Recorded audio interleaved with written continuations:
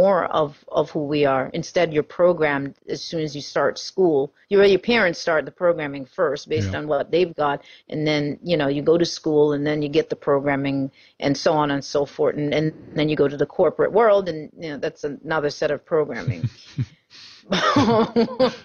Absolutely. No, I totally agree. And so I mean, it's all about getting back to the source of what you are yourself in that sense, and getting back to really, I guess, also rediscovering of who you are. Do you think that that's a part of also, I guess, a property of the time that we're in right now, that these questions also come to the surface at this Forefront. particular time? Yeah, I mean, it's because it seems to be again a It massive is. information out there. We have the web. It's incredible, a lot of Mm-hmm.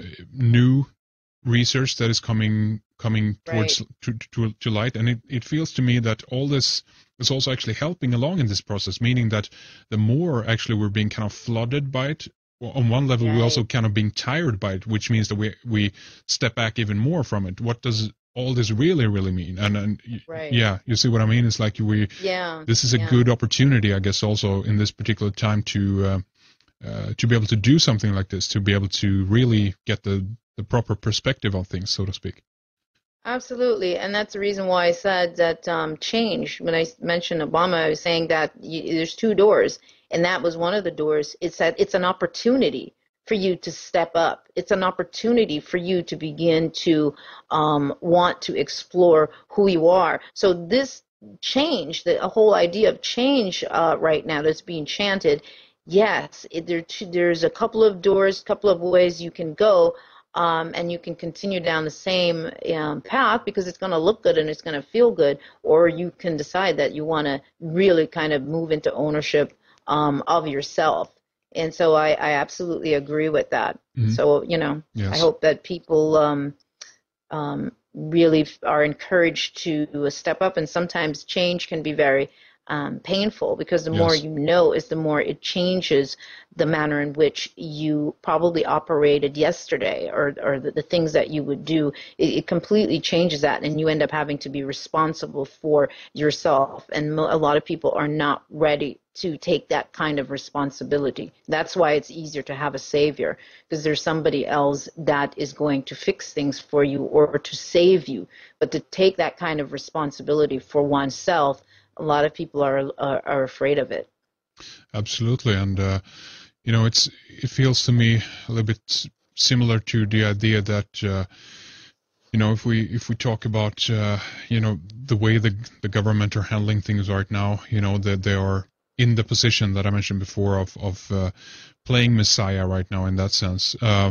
Where do you think that we might be going if the full technological onslaught comes into play? Do you think that we'll be pinned down, or will it still be possible for us to kind of move out of that? If we put it into the context of the Matrix, there we can see people living in of the movie The Matrix, people living in a Right. computer generated world even for I don't know, several hundred years, but there's still the essence of the human being that still managed to kind of pierce through the illusion and actually break free of it. What do you think? Yes, again, it's going to be up to the individual, because that world is going to exist, no doubt. That world is definitely going to be there for for people who are not ready to step up to the plate because of the manner in which technology will function. First of all, what's the word?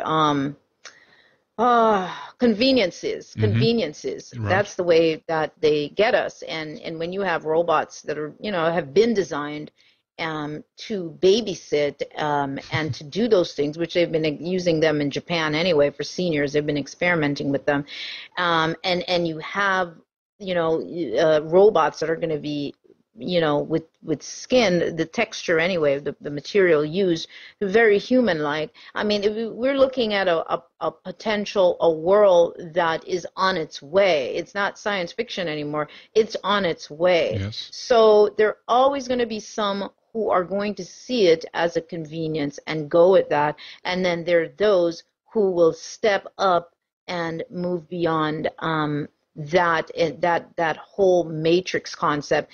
There's something we didn't really touch on, but as far as immortality, which you were mentioning, living for years, that's also part of what is being researched and has been for a long, long time. It's always been a curiosity as to the extent, of course, life extension. Yes. And there is a natural process by which human beings can live for a very, very long time, for hundreds of years and longer. But it has to do with one coming into a certain understanding and releasing those programs, because those programs tie you into the concept of time, the way time is measured here, and that's a whole other show. But the way time is measured, we're tied into that. So you're always going to have two different worlds in operation, and some of us will be in it, but not, as they say, not of it. Right. Because it's layered, just because, Egypt is on a whole other side of the planet, supposedly. So I'm told. Yeah, see, that's the trick. So I'm told. Yeah. Until I go there, is it really there? Right, Yet right. Everything exists here right now. There's only right this moment as far as what we're science is observing, even with particles, the manner in which particles operate. What do they call them? Sort of oh God, I can't think of the word right now, but seeing one particle in one spot and then seeing it in another spot, but recognizing that it really is the same particle, but it's doing this I can't think of the word right now, but anyway, it's the same process. I think they term it the spooky effect or something like that. Yeah, something like that. But there's another word. I almost want to say shadow effect, but that's not shadow effect. There's another word, but I just can't think of it right now. Yeah. But everything is operating, based on that. Everything just looks like it's over there and over there, but it's really all here and now. Yes, absolutely. So there's multiple levels to all of this, as we said, and it's all about really going back and zooming out and getting the proper perspective on our own individual lives and where we want to be at this particular time, what we want to do, and really begin to explore our own possibilities of what is possible in this world. And I think that this is a good time, Sonia, to begin here to round things up for this time. And I've really enjoyed it. I think it was a great program. We got a whole lot in there, and I think that people definitely need to get a copy of your latest book called the Holographic Canvas. But why don't you again tell people how they can get a copy if they're interested?